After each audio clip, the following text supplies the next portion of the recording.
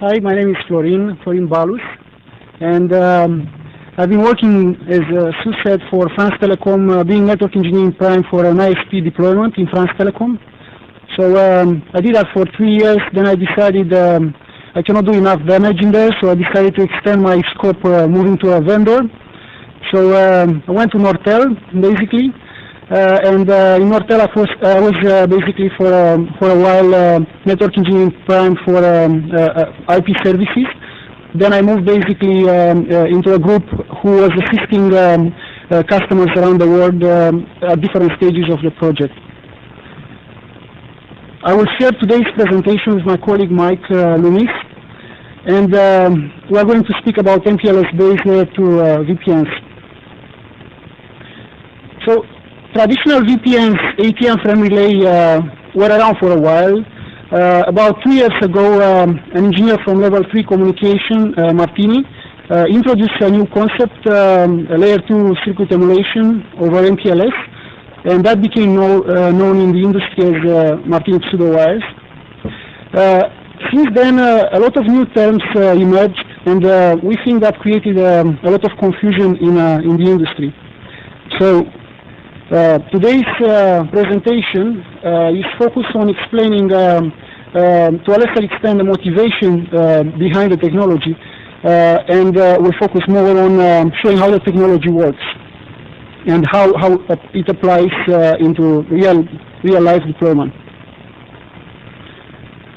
So on the agenda, I will go over an introductory session, then I will address common building blocks to this type of services. Next, I will dive into the details of virtual private wire service, and then Mike will take it from there and will address basically the details of layer 2 service interworking over MPLS and virtual private line service. So we'll have configuration examples throughout the presentation from multiple vendors so that we can basically help you understand the technology. So the theory part might not be that relevant as the hands-on part to some of you. The purpose is not to teach you the CLI of the different vendors, it's more to show you how the concept applies into a real CLI. So let's have a look at the drivers first. What we saw basically in the customer networks, we saw different type of access networks, varying from service provider to service provider. Some of the larger ones had all of them, and those different access networks were accommodated via different edge devices into multiple cores. Those cores eventually would have some sort of MPLS islands scattered across different parts of the network. What we noticed as a trend throughout discussion with customers was basically a consolidation of these core networks into an MPLS backbone, which will accommodate all different type of access networks via a multi-service edge box. Basically, this multi-service edge box will be where the new service growth will be accommodated, and its role will be also to accommodate legacy access networks.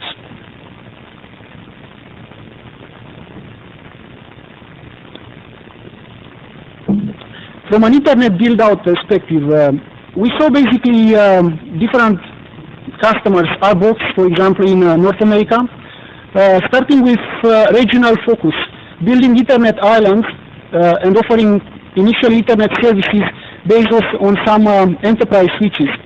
And those deployments were basically having challenges accommodating interworking to existing technology. We saw in this space also a trend to link those islands across an MPLS backbone. And when I'm showing this MPLS backbone, this does not necessarily belong to the same carrier. There might be customers that are maintaining a regional focus, but they will buy basically an MPLS transport service, like a wholesaling service from an inter-exchange carrier, for example. We saw also a trend to replace those islands. This is a longer trend, but to replace those islands with Martini access islands, where basically pseudo wires will bring the service right from the edge. This is kind of hierarchical deployment of the layer 2 over MPLS concepts. So now, at a higher level, a VPRO private wire service will look like a traditional, let's say, ATM circuit. I'm showing here basically an enterprise perspective. Don't be fooled by the term enterprise. It could be also a carrier, as I said, with a regional focus. Actually, level 3 interest was to provide this type of service to other carriers. So that's how they started offering this service. I will speak more when we get into the VP wire service section. On the other hand, VPRO private LAN service started as a LAN emulation service. The intention is to provide basically an equivalent to legacy transparent LAN service that was offered in those islands, but with an extended scope, basically. Mike is going to speak about examples and motivations in his section. So now on the standard scene, what we saw basically is 3 categories of organizations working on this standard. IETF and IEEE for Ethernet specifically, they work on protocol specs mostly. The 3 forums, they focus on defining the architecture, doing some educational events, organizing interoperability at different conferences between vendors. The ITU, on the other hand, focuses more on international end-to-end specs. Now, from an IETF working group perspective, the main working groups that are focusing on this technology, layer 2 over MPLS, are PWE3 and layer 2 VPN. PWE3 concentrates on point-to-point transport over MPLS, whereas L2VPN working group looks at a VPN entity, basically trying to group these pseudo wires into a VPN. We'll speak more about this in detailed sections. Now let's have a look at the common building blocks. And before starting, I would like to know if you could raise your hand who has the experience or basic knowledge of MPLS label concept. How many of you got this type of presentations? Okay. You have to help me pace my presentation. So I'll go faster through the data plane part.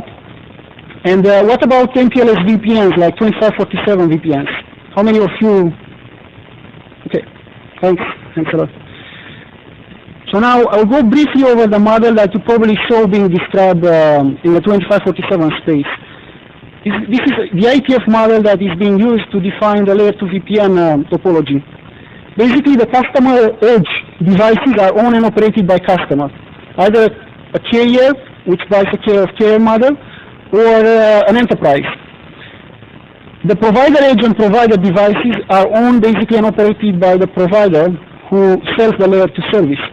The difference between them is that provider edge understands the VPN entities, does VPN processing. The provider device does just tunnel switching between PE1 and PE2.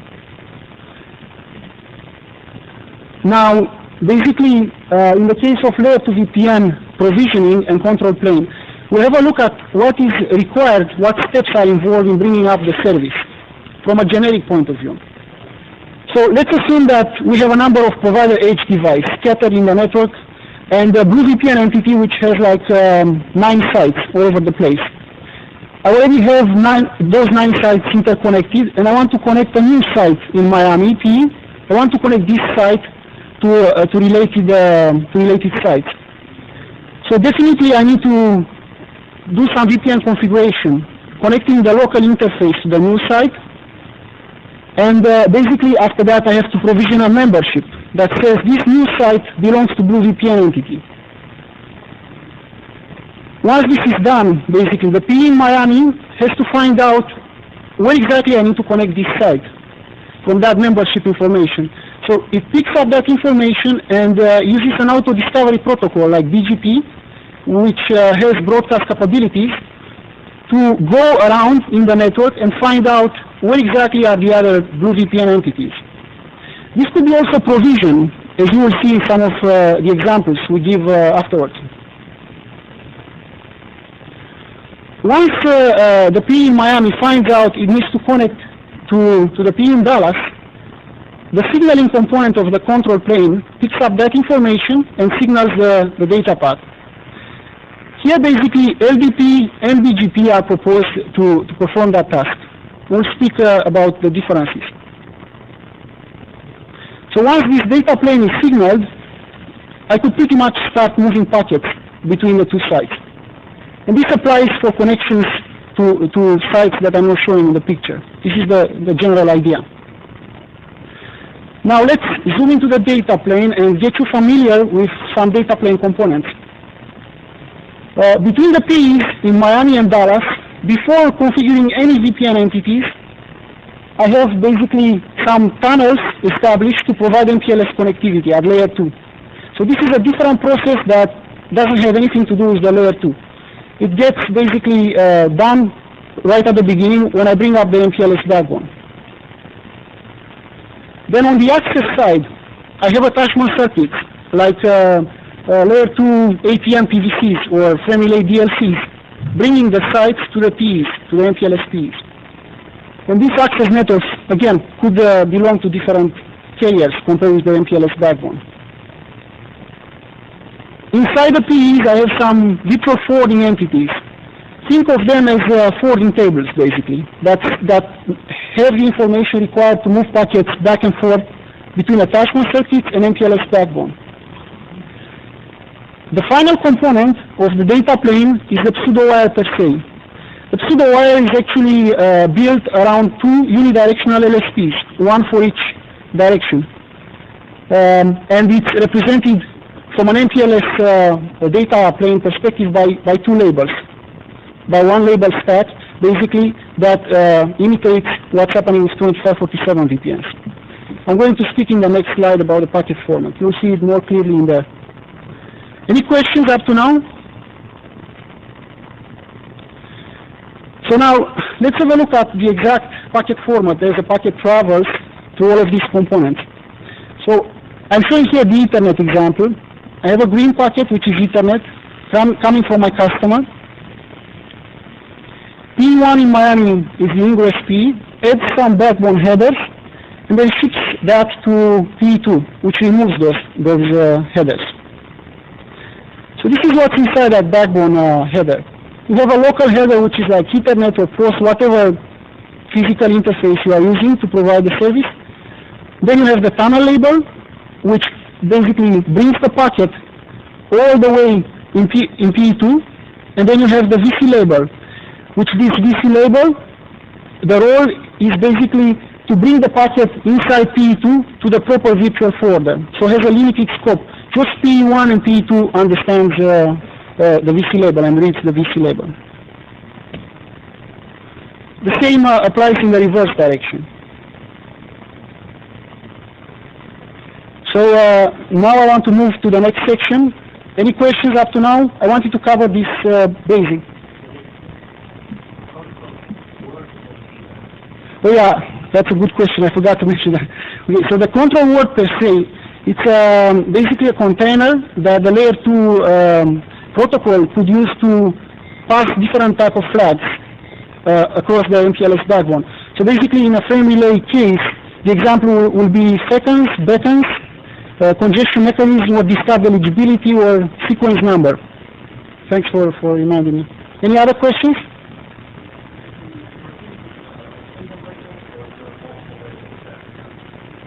So the question was, for the recording, the question was whether or not Martini version had two labels or just one label.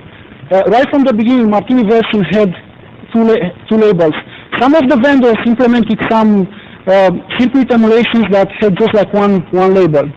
But the standard that level 3 put in place from the beginning was two labels. Other questions? Okay, so this is a private wire service.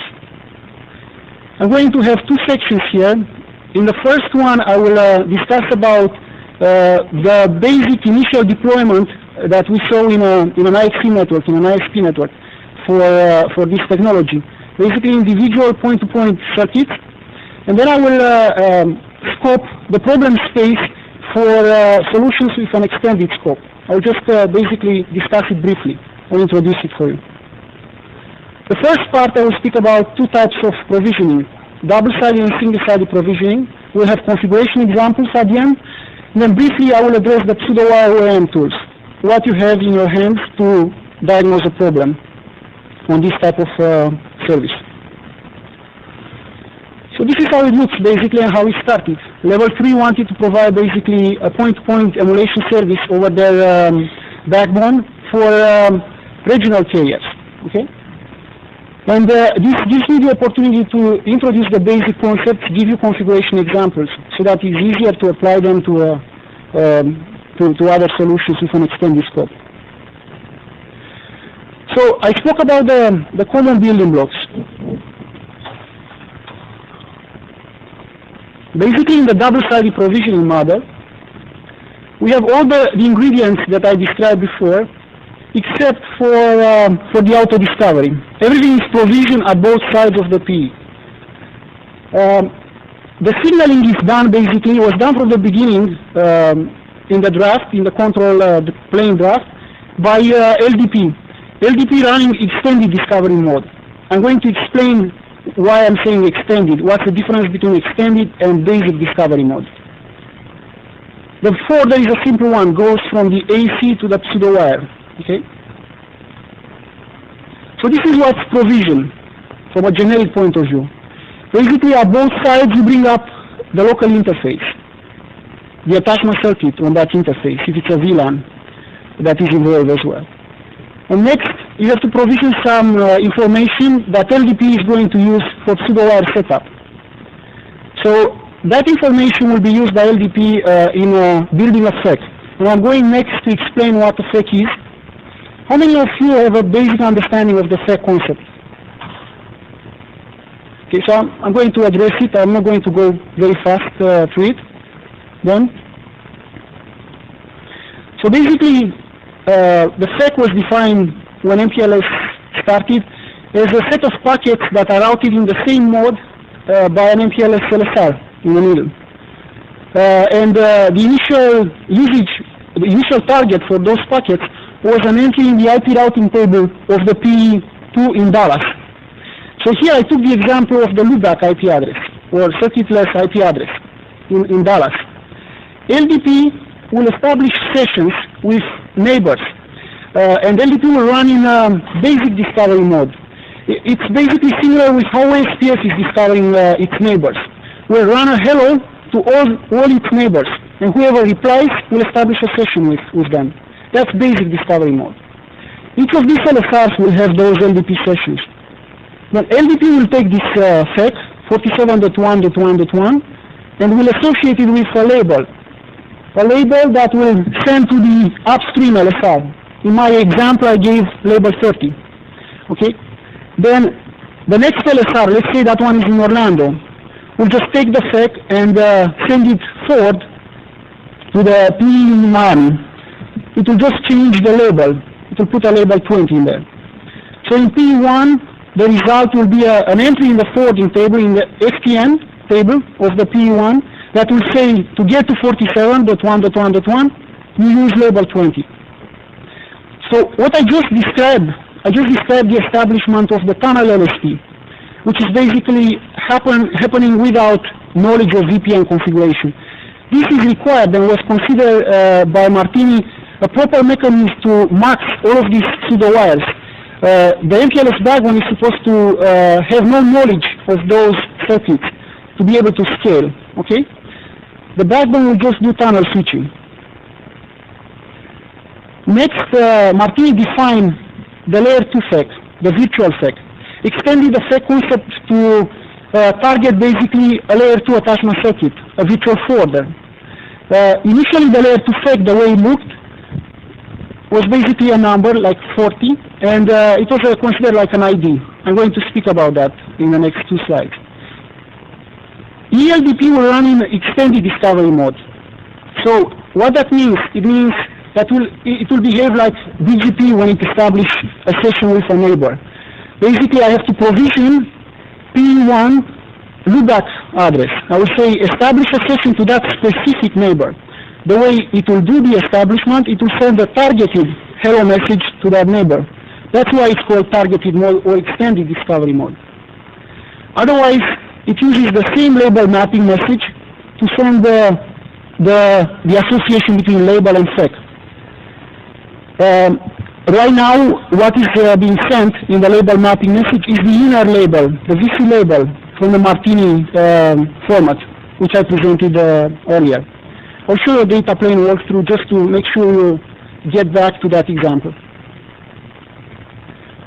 So the result will be basically a pseudo wire, and the packet, as you can see in there, will get the tunnel label, the outer label, and label 200, the inner label.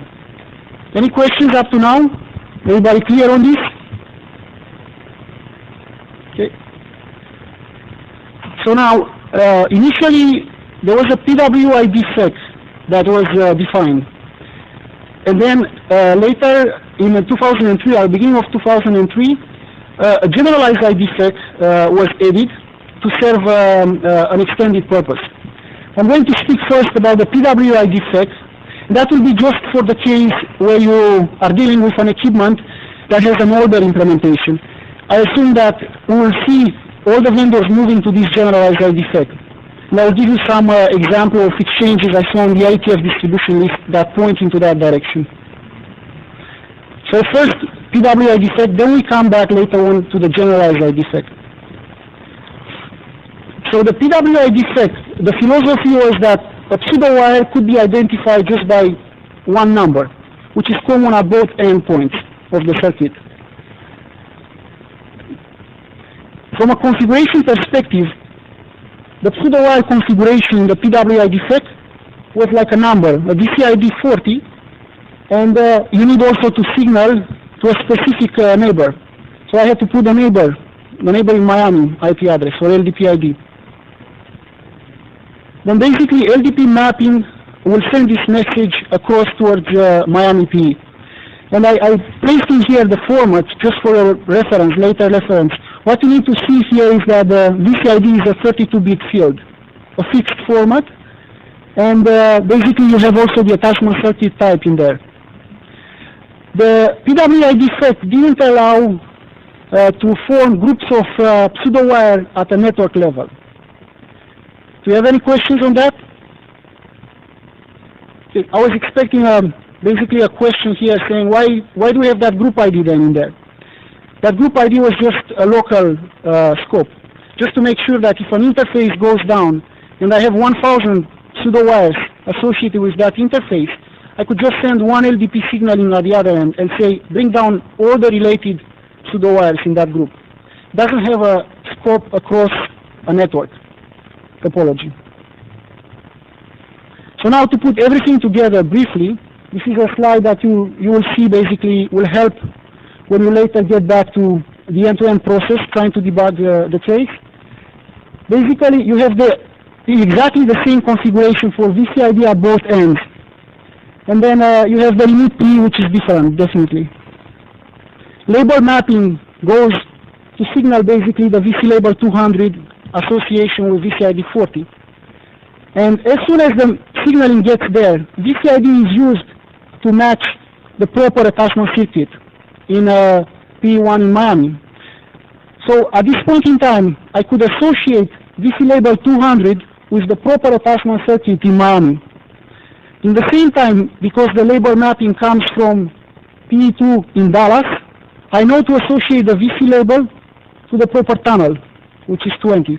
So at this point in time, the circuit from Miami to Dallas is in place and ready to transfer packets. So I show one direction, the reverse one is identical philosophy.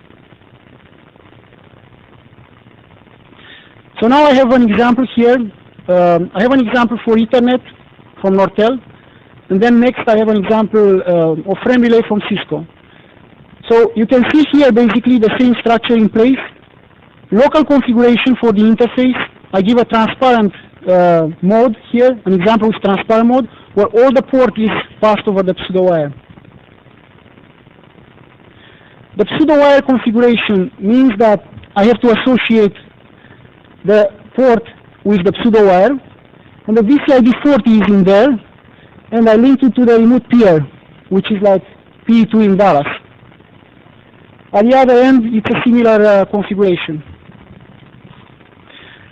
I didn't show in here how the MPLS backbone comes up. It's too much. I could go over it if you are interested after the session with any of you. How many of you are interested to go over this example? How many of you are running Cisco or interested in this? Raise your hand. Okay. So basically in the family case, you have the same structure. You have an interface, family interface configuration. Then basically the pseudo-wire configuration relates the serial port and the DLCI with VCID 40 and the peer, the remote peer. It's the same philosophy basically, it's just a different CLI.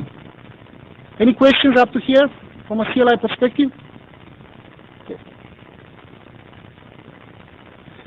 So now the generalized ID FEC. Why was this FEC introduced? What is this for? The structure basically associates to both endpoints of the pseudo-wire a different addressing. And it's a flexible format. Basically, it gives the carrier the possibility to group those circuits into VPNs or maybe group them into different type of SLAs or for resiliency purposes. The format basically, it's flexible. You can accommodate inside the GID FEC either a 32-bit IP address or it could be a PNI MSAP or a frame relay addressing X121. Now, this is the format. The format is, the address is supposed to identify each virtual forwarder. It's called attachment identifier, and it has basically a group ID portion, and then it has a local ID, which basically identifies the attachment circuit. Because you have different addressing at both sides, you have a source local identifier and a target local identifier. So SI and TI. And don't ask me who choose those those naming convention, because I thought that it's too long. So from a configuration perspective, the only difference is that instead of VCID, you have to provision basically the AGI, which is the same at both ends, and it could be also a word like blue. And then you have to provision the source and the target.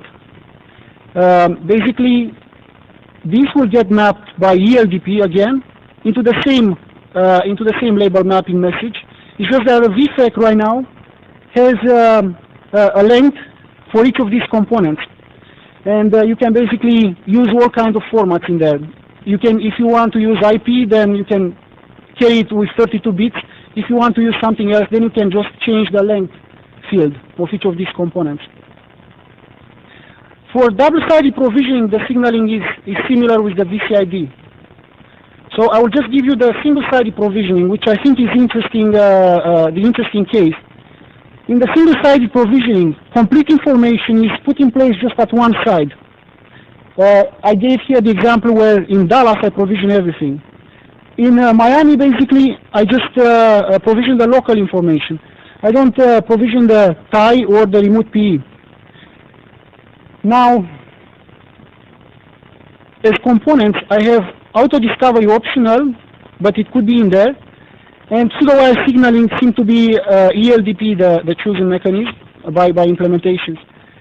So ELDP will use the same label mapping message.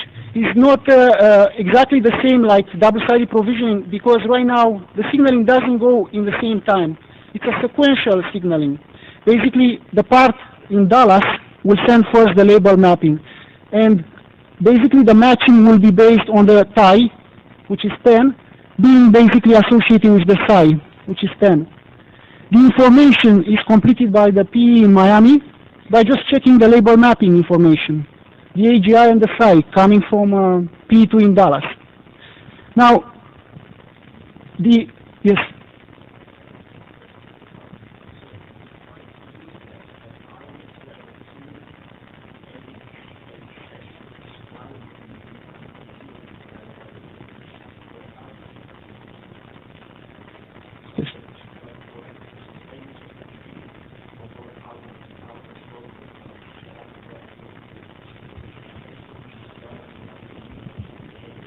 Yeah.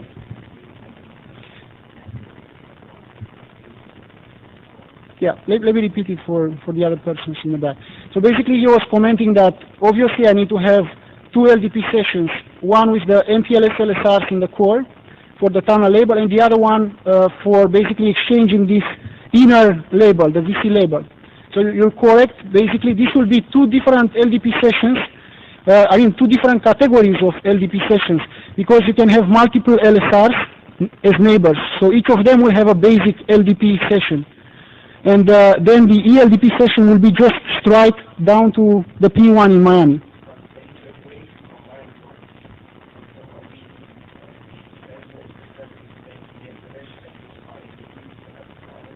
Yeah, so the comment was basically, what about if I use RSGPT for signaling? That's definitely a possibility if people are looking to implement fast reroute or traffic engineering. Definitely that's possible. Then the AGI might have further applications to actually either optimize the ELDP number of sessions. Okay.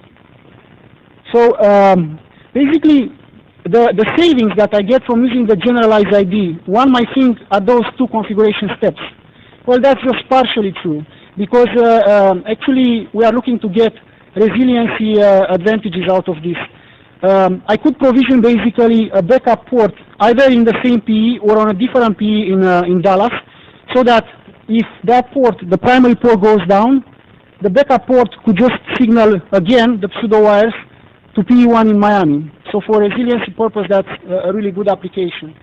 And you will see later on it could be applied for gateways between PNNI, ATM PNNI networks when you want to establish a dynamic circuit. So this is an example of single-sided provisioning. Basically the same interface configuration, it's just that a service category is EP wire service here. And in the pseudo wire configuration side, one basically will see at the Miami site just the local information being provisioned. The net encapsulation is Ethernet VLAN defines how the pseudo wire will be built. And it links also to the interface. In Dallas, basically, what I have in there, in addition to the local information, I have the remote information, the target address. We call it simply just TA, which is 10100, the same as the source address in PE1 in Miami. Any questions up to now? Okay. So I wanted to go through an example of data plane forwarding for both of these models. The data plane is the same, basically. And it's, again, the case of an Ethernet attachment circuit. Basically, I have the green Ethernet frame coming on VLAN 100. The FTN table will associate the attachment circuit with the VC label 200 and tunnel label 20. So basically, this will create, via this table forwarding, the proper headers that take me down to PE1 in Dallas. When the packet reaches Dallas, usually you'll have penultimate hop popping, so the tunnel label goes out. I will have just the VC label 200 to tell to the virtual forwarder exactly to which attachment circuit you go. You can notice in there, you can change the attachment circuit, like the VLAN ID 200, the same for the DLCI or ATM PVC. That gives some good applications, for example, for regional Ethernet build-outs, where the carrier that is buying the service from an ISP, they started by deploying different VLAN numbering scheme. When it goes over and you can change this, you can accommodate certain overlapping in the carrier Ethernet network. From a pseudo-wire OEM tools perspective, initially what was put in place, if the attachment circuit, let's say, went down, LDP will just send a message saying, just take out the pseudo-wire entry from the forwarding table. So the pseudo-wire was brought down. There were no entries in the FTN table. Now, later on, beginning of 2003, the status TLV was defined in LDP, which is a capability that LDP negotiates a startup. Do you support that? Yes, no? And basically that allows an operator to bring up a pseudo wire, pre-provision the pseudo wire, but don't let the attachment circuit pump frames in there. Or for example, if you want to test the pseudo wire, you block the attachment circuits, but then you run test on the pseudo wire because the entries are still in the forwarding table. Later on in 2003, virtual circuit connection verification was basically sent to IETF. It's a draft that became a working group document in the middle of 2003. And this basically extended the OEM tools to give the possibility of an operator to run a ping or to basically have fault detection using bidirectional forwarding detection, BFD. So this will be more like in the data plane, whereas the other two were more in the control plane. This is still in flux, the last part. So this is being discussed, specifically the fault propagation portion of it. I put in here, just for your reference, an example of a pseudo-wire ping. It looks pretty similar with the IP ping, so I will leave it for your reading later on. Now, briefly, I have just about 3 slides that define the problem scope for applying this point-to-point pseudo-wire concept to actually provide better integration, better migration of layer 2 services over MPLS backbone. So the first one would be how I see the deployment going. I think there will be a first phase where, although there is an MPLS backbone in place, not all the services will be located on the MPLS-Ps. There will be services that are having one endpoint on the APM network and the other one on the MPLS-P. Now, I don't want to be forced to provision a pseudo-wire part in the MPLS backbone and then do another provisioning for the layer 2 connection in the APM network. I want to be able to establish the connection automatically. I have to define a certain interworking procedure to pass the call establishment from ATM into the MPLS pseudo-wire signaling. This should also support resiliency mechanism. I don't want to have just one gateway. If that one goes down, I don't want to bring the service down. So we should be able to transfer PNNI calls, PNNI features to this end-to-end solution. Now, network interworking, the definition refers to the case where you have 2 similar networks running protocol A, and I have a backbone in the middle. Basically, I'm looking to transfer complete or part of the control protocol in between those networks. For the MPLS case, this is already an item that is accepted in the MPLS Frame Relay Alliance forum. I will have an MPLS backbone and, let's say, ATM frame relay portions running PNNI or native frame relay protocol. I want basically to be able to scale in the gateways the call establishment to support many SDC calls, for example, from PNNI, or to be able to support throughout the MPLS backbone ATM QoS in my pseudo-wire service. Should also preserve, again, layer 2 networking features. Layer 2 service interworking, I will just define it here. Mike, my colleague, will have a large section going into the details of how this works over an MPLS. Basically, in the layer 2 service interworking case, the protocols A and B are different between the 2 networks. Usually this is done on at the interworking function. The translation is done on a per connection basis. There is no control plane information being translated back and forth. So any questions on my section, on this part? Okay, thank you very much. I will pass it to my colleague Mike, and I will wait for you at the end of the presentation if you have more detailed questions. Thanks, Florent. My name's Mike Loomis. I'm a product line manager with Nortel Networks. I work in our wireline business unit, and I've got some experience primarily with Ethernet in implementing layer 2 service interworking and layer 2 VPNs on our Passport 8600 and Optera Metro 8000 platforms.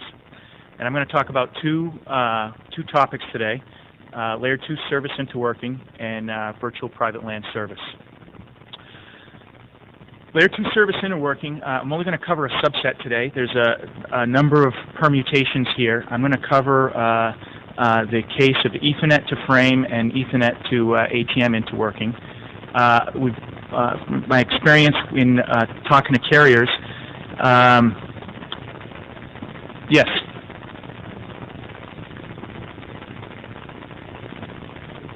Where is the presentation? Yeah, I don't exactly know where it is on the web page.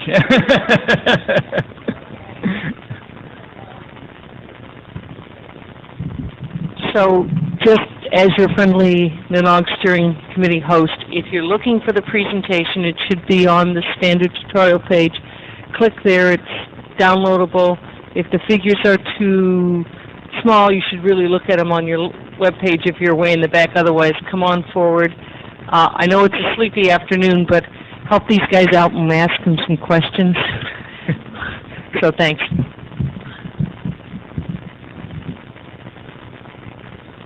Okay, so let's talk about the motivations for Layer 2 service into working. We've talked to a number of carriers, and typically a provider of Layer 2 circuits has enterprise customers where they provide a large number of circuits out to branch sites that are all home back into a single headquarters device. And the enterprises are approaching them with the problem, how do I upgrade bandwidth on my headquarters interface? And they'd like to take that interface to Ethernet, but yet maintain the same exact configuration they have at all the tens or hundreds of remote sites that are currently ATM or frame relay. So the first thing I'll discuss here are some options, some pseudowire options when interworking Ethernet to ATM. And I'll talk a bit about conventions in the presentation. I use blue for the Ethernet facing portion of the interworking function, orange for the ATM frame facing portion. And what I'll do is I'll run through a number of examples with ATM, and for the handouts, I have the frame examples exactly behind it, but the principles are the same, so I'll only cover one of them. In this case, the simplest option is to just simply do local switching. Bring both attachment circuits directly to a single PE device that's going to own the interworking function and interwork the two services. The second option is where MPLS comes into play. I can bring one of the native services across an MPLS pseudowire and terminate it on a single side at the interworking function and interwork it to the other native service. So in this example, I show Ethernet being brought across a pseudowire, interworked into ATM PVC, and vice versa with ATM being brought across a pseudowire, interworked into Ethernet VLAN. The third option we'll call the distributed interworking function. And this is an optimized case where we know we have IP traffic going over the Layer 2 service. In this case, we can terminate both Layer 2 attachment circuits at the interworking function and optimize the transport by only sending IP over the MPLS pseudowire. So we show the same for frame relay. So there's two modes that we can interwork ATM and frame relay into Ethernet. The first one I'll talk about is bridge mode. In bridge mode, the end-to-end service is Ethernet, and the broadcast domain is maintained end-to-end throughout the service. In this option, our CEs can either be routers or bridges. Ethernet is encapsulated over a MPLS pseudowire, as Florin described in his section. And Ethernet is also then carried over either a ATM PVC tunnel, 1483 bridge, or a 1490 bridged frame relay tunnel. There's some advantages and disadvantages to interworking in bridge mode. The chief advantage is the broadcast domain is maintained end-to-end. So what does this give us? It allows us, because we've maintained the broadcast domain, to interwork ATM and frame relay attachment circuits into an any-to-any service, such as virtual private LAN service or a provider-bridged metro service, where forwarding is done on the Ethernet encapsulation. That encapsulation is maintained in the ATM or frame relay tunnel. The second advantage of bridge mode is that from the Layer 3 protocols perspective, it's one broadcast domain. So the Layer 3 protocols are going to behave consistently end-to-end across the service. Now the disadvantages of a bridge mode service are you've got all that extra overhead that you have to tunnel through the ATM network that could be more serious in a low-speed frame link. And the second disadvantage is, we said today, the enterprise's problem is they want to upgrade their headquarters site, but they want to leave the existing sites configured as they are. And most configurations today are routed mode configurations, so that would require configuration changes on all of the branch sites, which could be quite expensive for the enterprises. Here's the same example for frame relay. In routed mode, the end-to-end service is IP, and the data link layer headers, either Ethernet or ATM, are replaced for each other, but the IP packet transverses across the service. Now, in this example, the broadcast domain is only relevant where the Ethernet encapsulation exists. The balance of the circuit is in a point-to-point domain. There's some other differences as well from the bridge encapsulation. You see we have a variety of choices now when we want to encapsulate the data across the pseudowire. We could choose an Ethernet pseudowire. We could choose an ATM pseudowire, depending on which side of the circuit we position our interworking function. We could also use, which is not shown here, an IP connection between the two PEs and distribute the interworking function, as I showed at the beginning of the presentation.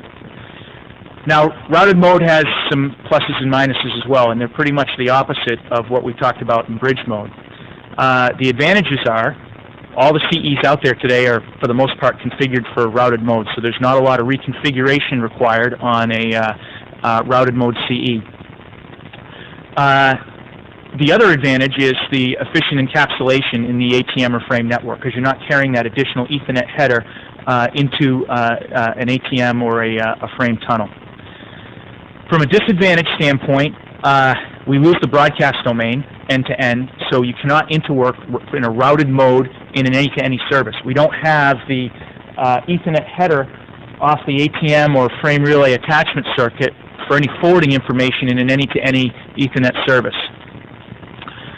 Because we also lose our broadcast domain, Layer 3 protocols can also have some variances in behavior between a point-to-point domain and a broadcast domain. We'll talk about those in the next couple of slides. And one final disadvantage is on the Ethernet side of a routed encapsulation, you need a router, so a bridge is not an option for a CE there. This next slide just shows the same thing in the handout with frame relay stack. So now let's take a deep dive into the data path in interworking case. In this case, we've got a frame CE that wants to send a packet to CEA. So it's got an IP packet. It wants to get to the next hop of 192.168.1.1. It adds its data link layer header, sends it down the DLCI. It's received at the ATM frame relay facing portion of the interworking function. That interworking function removes the data link header, sends the IP header over to the Ethernet facing portion, and now the interworking function needs to add a Ethernet header to the IP packet to get it to the Ethernet CE. In order to do this, it has to build this header. There's three fundamental components. The first is the source address. Where am I sending this from? That's the source MAC of the PE. The second is the destination address, which is the MAC address of the CE. And then the third, if it's there may or may not be there, a Q tag for multiplexing services over a single interface. So we can see here that the PE must know the hardware address of the Ethernet CE in order to correctly build that header. In the reverse direction, we have the Ethernet router says, I want to send a packet to the frame router, takes the IP packet, builds its data link header, knows its source address, knows its Q tag, but now it needs to know what is the Ethernet MAC address I'm going to send this to, because obviously the frame CE doesn't have one. The Ethernet MAC address is the Ethernet MAC address of the interworking PE. So CEA, or the Ethernet CE, must somehow know the hardware address of the interworking PE. So we'll talk about some solutions to this problem. So we need to exchange some addresses, and this is slightly complicated by the fact that address resolution protocols differ in the Ethernet domain and in our point-to-point domain. So in the Ethernet domain, we use ARP, knowing an IP address to find out what is my layer 2 address. In the point-to-point domain, we use inverse ARP. I've got a layer 2 address, give me an IP address. So there's three solutions to our problem. The first solution is we're just going to statically map this. We'll do some configuration of MAC addresses and ARP cache entries on the CE, MAC address and the PE, and we're done with the problem. That can be troublesome from a configuration standpoint. The second solution is we can just configure some IP addresses. So we're not in the business of doing some detailed MAC configuration. We'll just configure CE IP addresses. And what we'll do is we'll mediate the address resolution protocols at the inner working function, and through that mediation we'll allow the CE and the PE to learn the appropriate layer 2 addresses. The third option is to do dynamic discovery of the CE addressing. This is with an intelligent interworking function. The intelligent interworking function has a couple options here. It can sniff some packets that it receives from the CE to derive the necessary information it needs so that it can use then ARP mediation to allow the appropriate addressing to be exchanged. The second option is to use a protocol called ICMP RDP, where the PE can send a router discovery protocol down the point-to-point Ethernet link and be returned the hardware address and the router, the IP address of the attached CE. So I'm going to walk through an example here.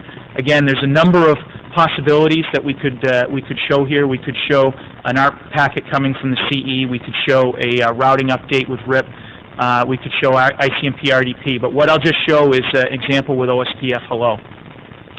So CE wants to form an adjacency with the frame CE, CEB, sends an OSPF hello packet, builds this packet with a multicast MAC, multicast IP that are associated with the OSPF hello packet. But in that packet, it sends its source MAC address and its source IP address. The inner working function receives the hello packet, strips the Ethernet header, sends it to the frame side of the inner working function that adds the appropriate DELC, off it goes to the frame CE. At the same time, the Ethernet side of the inner working function also sniffs the source MAC address, AAAA, of the Ethernet router, and it also sniffs the IP address of the router of CEA, 192.168.1.1. Now the inner working function can forward packets that it receives from CEB and build the appropriate Ethernet header to get them to CEA. Now we go from the CE's point of view. The CEA now wants to send a packet to the next hop, which is the frame router of 192.168.1.2. Needs an entry in its ARP cache to associate with that next hop. What is the address? The Ethernet routers solve this problem by sending out an ARP request. The inner working function intercepts the ARP request for the next hop IP address and replies with its MAC address. So CEA, or the Ethernet CE, now has the information it required to send a packet to CEB. It prepends the Ethernet header with the MAC of the inner working function, BBBBB. On the frame relay side of the equation, the main job of the inner working function is to simply add and remove the appropriate data link header. There's occasional instances where it may receive an inverse ARP from the frame CE. If that's the case, then he's learned the IP address of the Ethernet router and can respond with that IP address. Any questions here on ARP mediation or any of the, yes?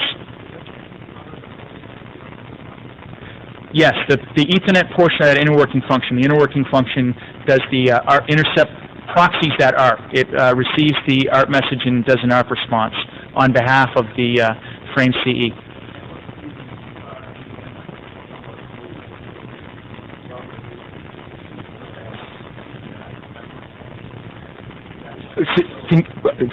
Excuse me?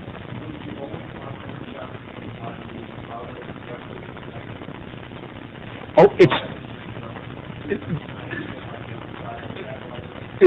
it could be, you always intercept at the point where the interworking function exists. So if there's a Ethernet link, a PE, the question was, does it always intercept at the PE? And you always intercept at the location of the interworking function. So you may, at the first PE, carry the Ethernet over a pseudowire, and you'll intercept the ARPs at the. I've got a slide that depicts this in the next couple of. That's correct. But if there's a Ethernet pseudowire in that example. Any other questions? Okay, great. Here is exactly that question. So in this case, we have a Ethernet pseudowire at PE1. E receives an ARP request from the Ethernet router, and that ARP request is forwarded across the Ethernet pseudowire, received at the inner working function, which is located on PE2, where that ARP reply, that's where the addressing discovery takes place, always at the location of the inner working function.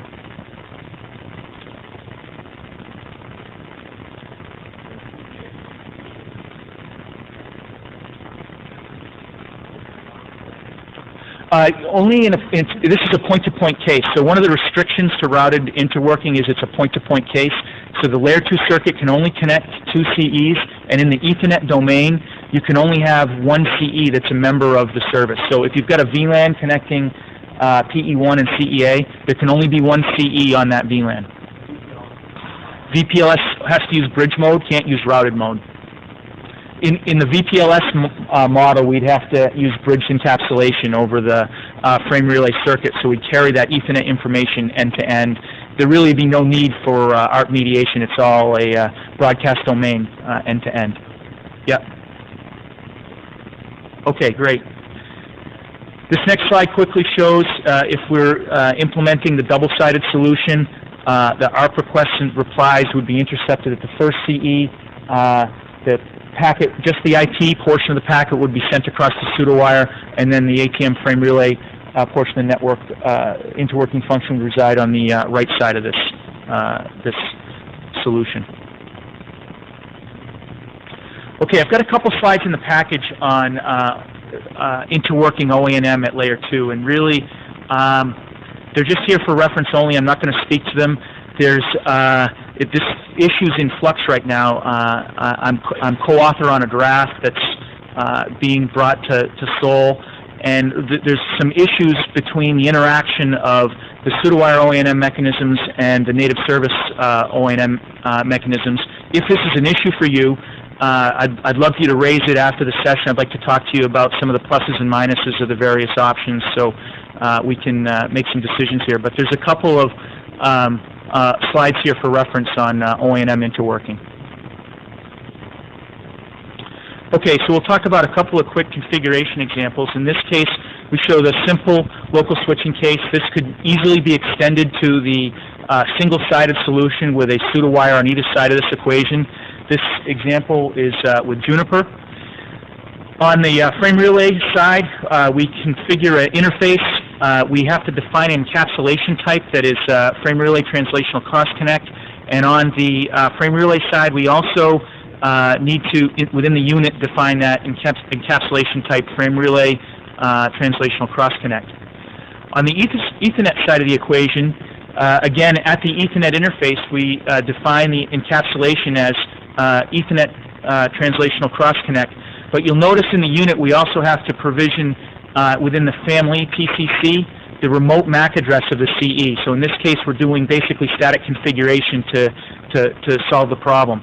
You'll also notice above CE2 that we provision a static ARP entry on CE2 that says to get to the next hop of CE1, 1.1.1.1, use the MAC of the PE, and we configure that MAC address into the statically into the ARP cache of CE2. We also have to connect these two interfaces. To do that, we add connections under protocols, label the connection. In this case, we chose interface, switch, frame relay to Ethernet, and then select the two interfaces that we're interconnecting. Here's another configuration. Yes? Questions?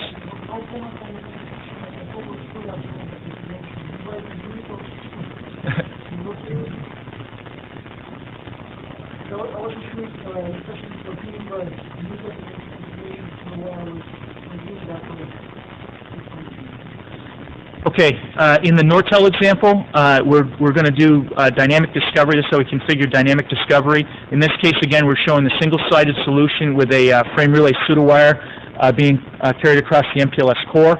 On the frame relay side, nothing changes. This is exactly the same you saw in Floren's presentation to provision of frame relay pseudowire.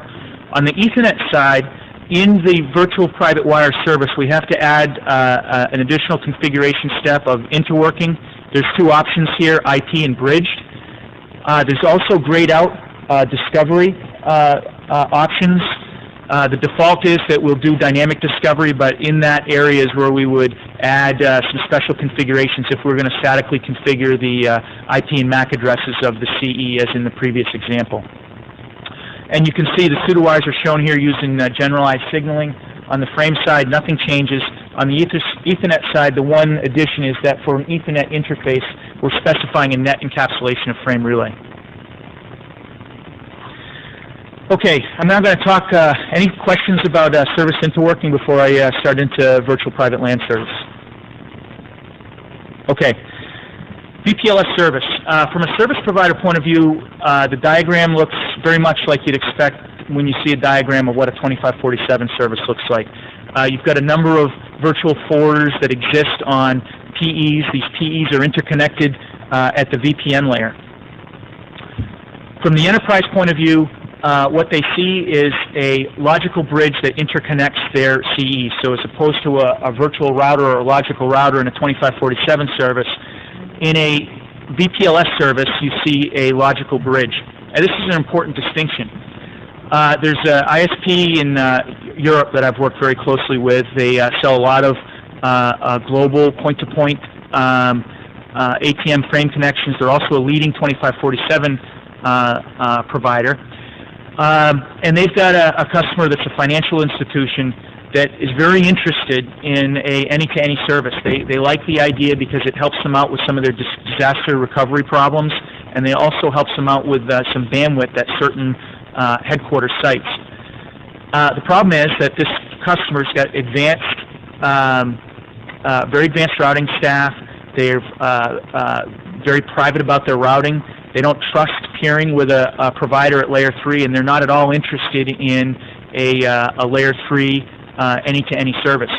They're not going to outsource anything. So in this case, a virtual bridge is perfect for them. They've got the same handoff and same level of peering they've always had with the provider, which is at layer 2, but they have the additional benefit of now I've got an any-to-any service and I get these any-to-any benefits in the service. So I've talked about some of these things. So value for enterprises, we get any-to-any. We've got a layer 2 service. We can interconnect with some low-cost intra-metro services. And I've got no CE reconfiguration on my part at all as the enterprise. I just hand off a VLAN or a port into the service. I don't have to worry about any of my layer 3 addressing. From a service provider standpoint, the provisioning is simplified from the perspective of endpoint provisioning. Once the VPN is set up, the differences in provisioning in a layer 3 or a layer 2 any-to-any services, it's much simpler in the VPLS case. There's no case to do route policies on a per endpoint basis. There's no cases provisioning of any layer 3 protocols on the interface of the service. All you have to do is define a port or a VLAN handoff and the SLA at that point, and your service is in place. It's an opportunity to extend and scale Metro Ethernet offerings, interconnect them or scale them if MAC accumulation becomes an issue in some of the core devices. And it also reuses the core MPLS infrastructure. So VPLS is going to sit there transparently with every other VPN service over MPLS, whether you've got 2547 there, virtual private wire service that Floren talked about. As MPLS features mature, those features come right on to VPLS, traffic engineering features and resiliency features. So we view VPLS as a complementary service to IPVPN as a way to extend the any-to-any market. So let's talk about what is this service and get into some of the details.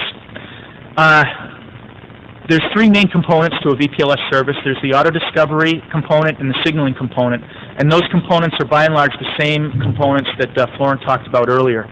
The major difference here is the virtual forwarder is now called a virtual switch instance. You can have multiple attachment circuits per virtual switch instance. So in the point-to-point case, 1 attachment circuit per virtual forwarder. In the VPLS case, many attachment circuits to a virtual forwarder. There's 2 technologies out there today for VPLS. There's two working documents. There's an LDP working document in the IETF, and there's a BGP working document. I'm not here to debate the merits of these two. It's kind of like politics and religion to people who really care about it. I will say there's some commonalities between the two. They both use a common pseudowire encapsulation at the data plane. The data forwarding is done the same way. Forwarding's done based on Ethernet MAC headers. Reverse learning's done to build the forwarding table within the VSI. They both want to use BGP for auto-discovery, so the BGP draft does it, and it's being specified for the LDP version. And the major difference is signaling. There's a few other subtle differences, but the major difference is signaling. For the purpose of the rest of the presentation, I'll just say that they're both out there. For simplicity's sake, I'm just going to walk through an LDP example. Okay, from a general addressing standpoint, VPLS has a globally unique identifier to say, here's this VPN. And each virtual switch instance is uniquely identified by that global VPN identifier and the IP address of the PE. So we have VSI21 is the IP of PE2, and VPN ID for this example equals blue. So I'll go through some quick concepts in configuration. In this case, we have a partially completed VPLS service interconnecting two PEs in Miami, Miami 2 and Miami 3. We have two attachment circuits off of each virtual switch instance, and we want to add now another virtual switch instance and attachment circuit in the PE1, also in Miami. So we have to first use the same VPN ID that we used in the other two PEs. Must be VPN ID equal blue to join this VPN, and then we provision the attachment circuit. The next thing we need to do is get a list of the related PEs. Who all else is a member of this PE that's not local? Where are my other virtual switch instances? There's two methods for this. We could use an auto-discovery mechanism, say BGP. A second option for this would be to actually provision in the PEs. So in the LDP draft today, that is the mechanism, manual provisioning.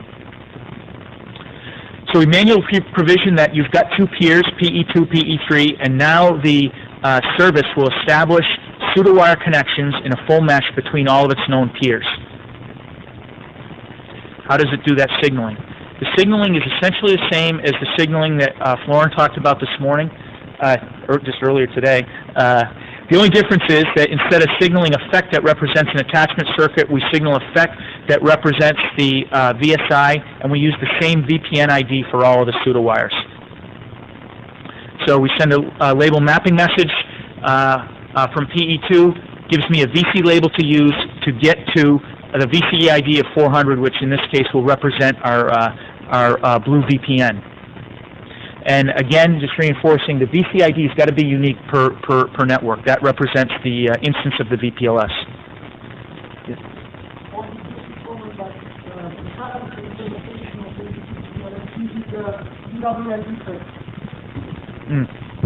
The common implementation of LDP VPLS currently uses the TWI defect. The GI defect is being specified, and basically the blue will go into the AGI space, into the group space. That's right. Yeah. The AGI, in effect, in the generalized signaling, is your VPN ID. The attachment group identifier could, I think in Rosen's draft, he mentions that attachment group identifier represents a VPN ID. Yes?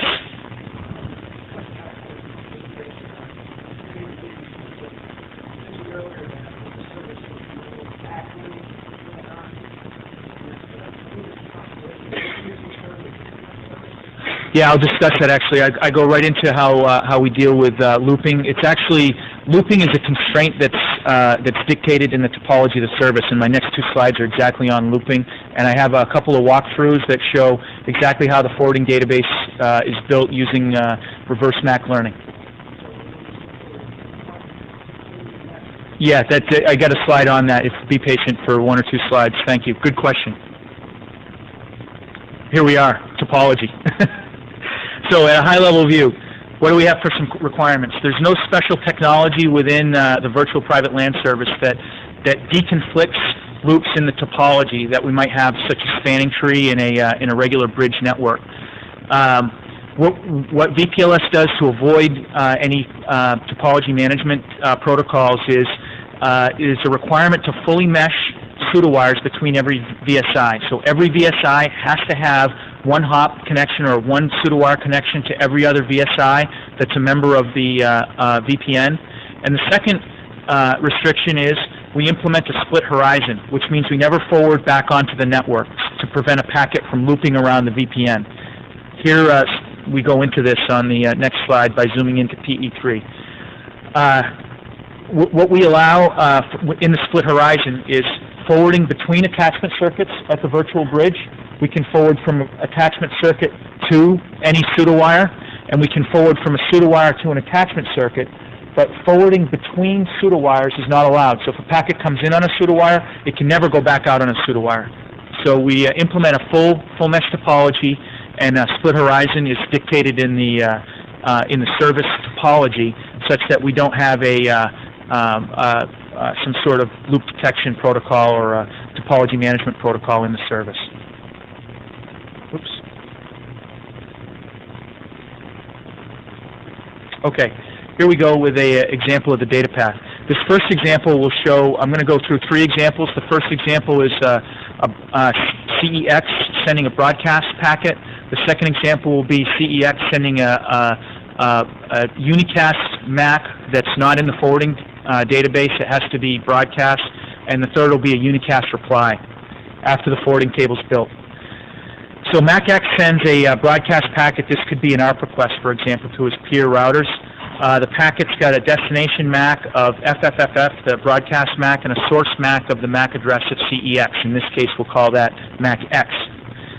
That packet is received at PE1, and the VSI says it's a broadcast packet, and I'm going to send this down to all of my pseudowires and local attachment circuits.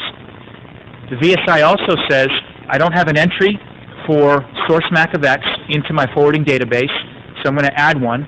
And I'm going to put, I know now if I want to reach MAC of X with a future frame, I send that down attachment circuit 1 because that's where I received it. Now you'll notice on the pseudowires now, the same convention was used as in Floren's presentation. We've got a stack of headers on each pseudowire. The outer header, the light gray header, is the local layer 2 transport, be that PAWS, Ethernet, or whatever. The second dark gray header is the tunnel label between the 2 PEs. The blue header is an Ethernet VC encapsulation, and then the green box represents the entire customer Ethernet frame is transported now over the pseudowire. So this frame is now received at both PE2 and PE3 at each VSI.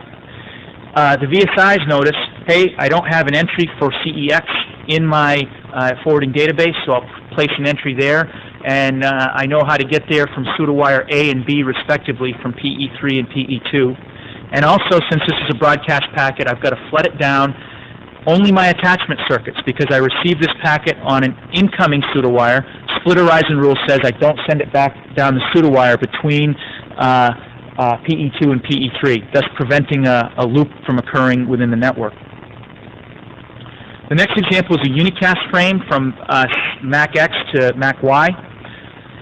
CEX sends a packet to PE1 with a destination for MAC of Y. PE1 receives that packet at the VSI and says, hey, I don't have Y in my forwarding database, so now I need to flood this packet to all of my neighbors. So this packet goes down all pseudowires and down all attachment circuits. Same format of the packet across the pseudowire. It's received at VSI on PE2 and on PE3. Neither VSI has MAC-Y in their forwarding database, so the packet's flooded down all attachment circuits. And you can see the packet's received at MAC-Y. MAC-Y now may want to send a reply back to CEX, and he says, now I've got a destination MAC of X, I need to get back to that CE.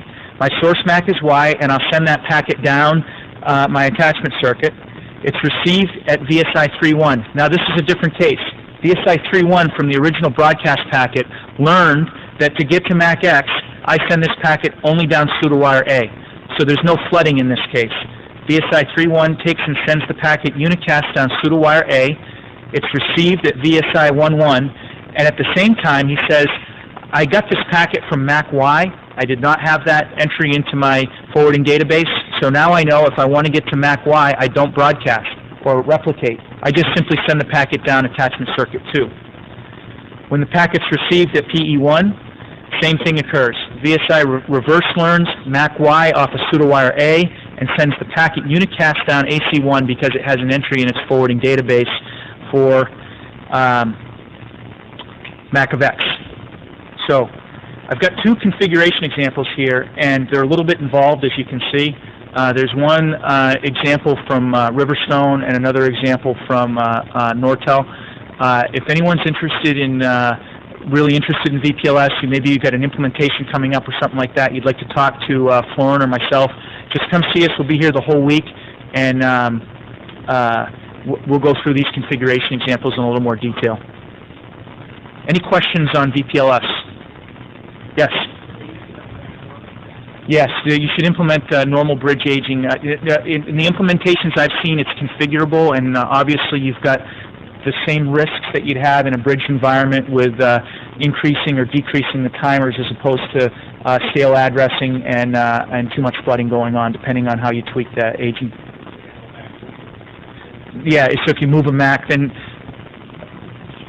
Oh yeah, excuse me. The question was, is there aging implemented on the virtual switch instance? And yes, you'd implement aging and MAC movement in the same manner that you would on a normal bridge. Yes, another question.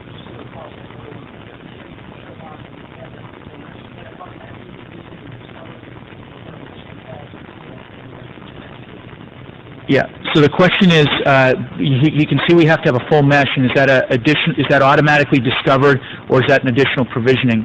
So if an auto discovery mechanism is in place, such as BGP, then each PE will advertise their VPN membership to each other through BGP, and then they'll automatically build that full mesh topology. In the current LDP case, that needs to be provisioned. So you have to appropriately provision all the PE's peers to one another so the full mesh is built. Any other questions? Yes, sir.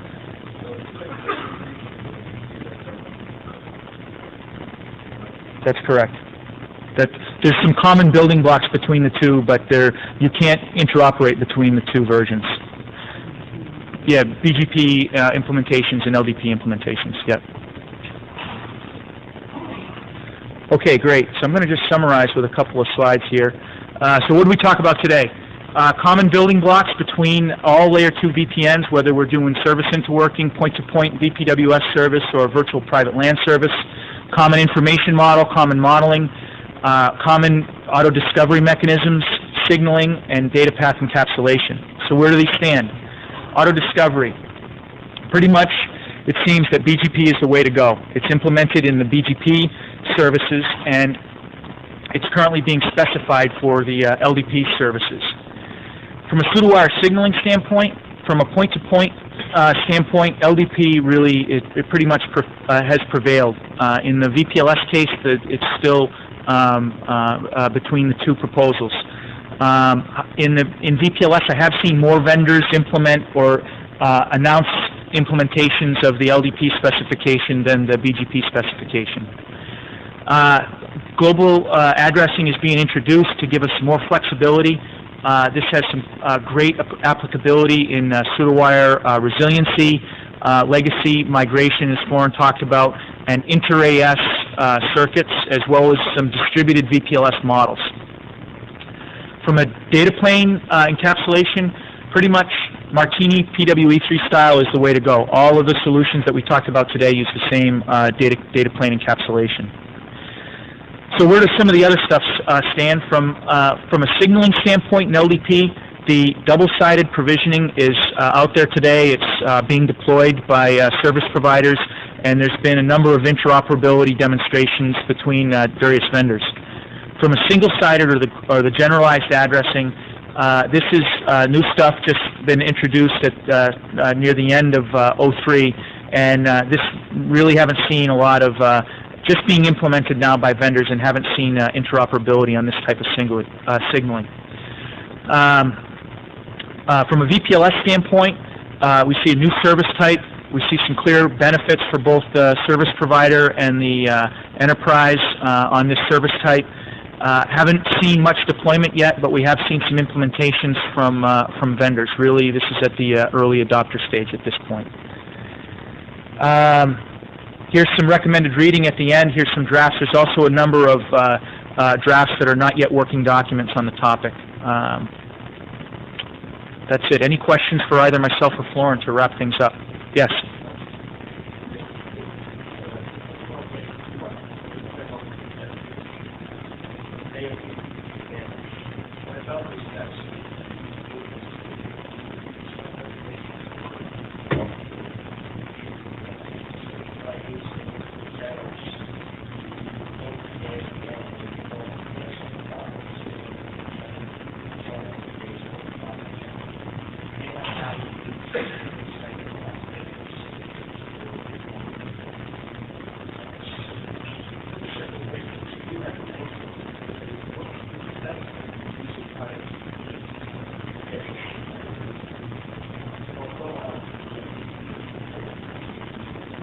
Yeah, I'll talk about RSVPT, and then I'll give the optical question to Florin. So there's been some vendor implementations of RSVPT e-signaling for the outer tunnel, so that from a point-to-point circuit standpoint, and even in the VPLS, in terms of the VC label, extended LDP is how the VC labels are signaled, but RSVPT is commonly used to signal the MPLS tunnel within which the services are multiplexed on the VC label, and that the number of vendors have implemented that, and that provides some very nice features because now you can, from a layer 2 service perspective, maintain some of the quality of service characteristics that are inherent in some layer 2 services across that MPLS core. So yes, that's very nice, and it's got some nice benefits to it. That's correct. That's correct. RSVPT is used only for the outer tunnel. Gives you some specific bandwidth that you can put in there, and then you multiplex your services onto that.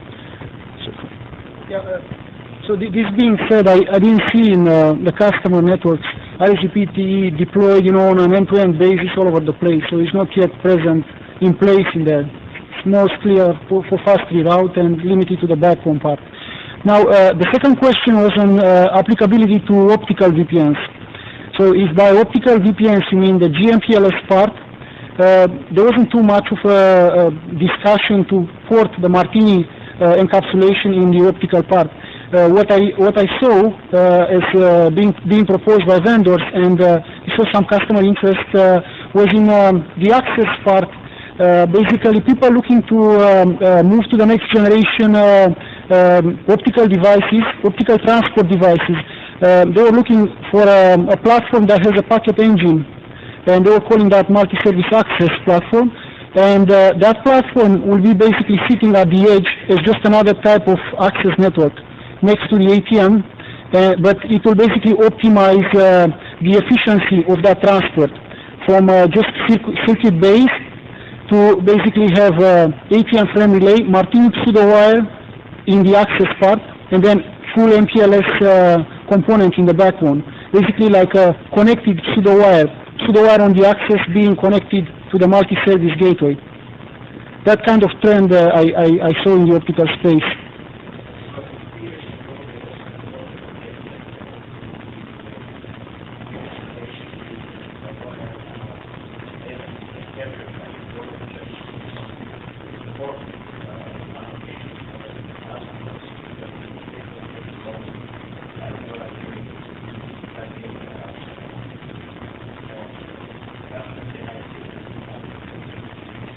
Yes.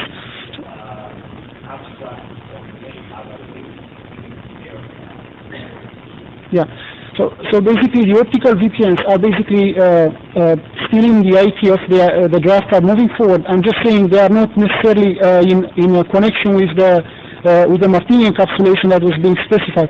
Otherwise, they have BGP for auto discovery. The same components apply. It's just that the encapsulation part, they didn't really adopt exactly Martini pseudo wires. Great. Yeah, okay. One other point to mention is that there are TDM pseudowires being worked on in the ITF as well. So there's some TDM encapsulation pseudowire specifications that are close. Any other questions? Yes. Does the VSI or set of VSI participate in spanning tree in any way, shape, or form? So the question is whether you want to... Yeah, sure, I can take it. The question was, does the VSI participate in spanning tree in any way, shape, or form? And from the attachment circuit perspective, the implementations I've seen will have that attachment interface. Typically may participate in spanning tree if you have a bridged Ethernet access network, but it's part of the native service processing that occurs on the attachment circuit, not the VSI itself. Is that... Any other questions? Great. Thank you very much for coming.